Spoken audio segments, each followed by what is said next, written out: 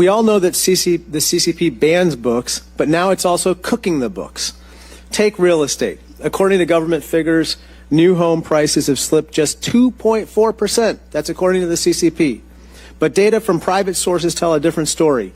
Existing home prices have fell by at least 15% in areas like Shanghai and Shenzhen, and the city of Guangzhou saw a price drop of about 25%. Ms. Stevenson-Yang, one very humorous part of your past statements include the following. You said, quote, "When you go around and meet state-owned industry people, everybody laughs at the national statistics. So I don't know why foreigners believe them."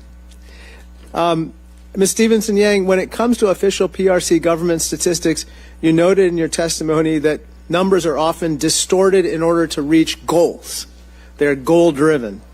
That combination of factors right now, a serious real estate crisis involving vast amounts of debt, and a government that misleads the world about basic economic facts, poses a serious threat to the global economy.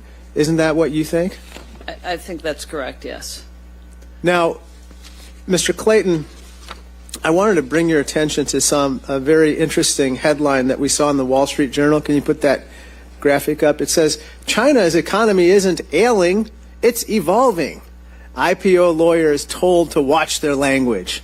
This is by the Chinese Communist Party. It's not just the CCP's official government data that's made up. They're requiring companies to tell tales to their own investors. Regulatory Commission, their version of the SEC, which you led formerly, recently convened a group of Chinese law firms and ordered them to not disclose risks to investors that paint the CCP in a negative light.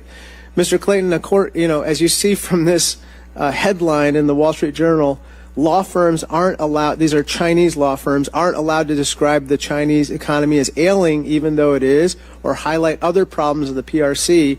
Don't you think that these types of risks put retail investors in jeopardy here? In a word, I think they put investors at jeopardy, yes.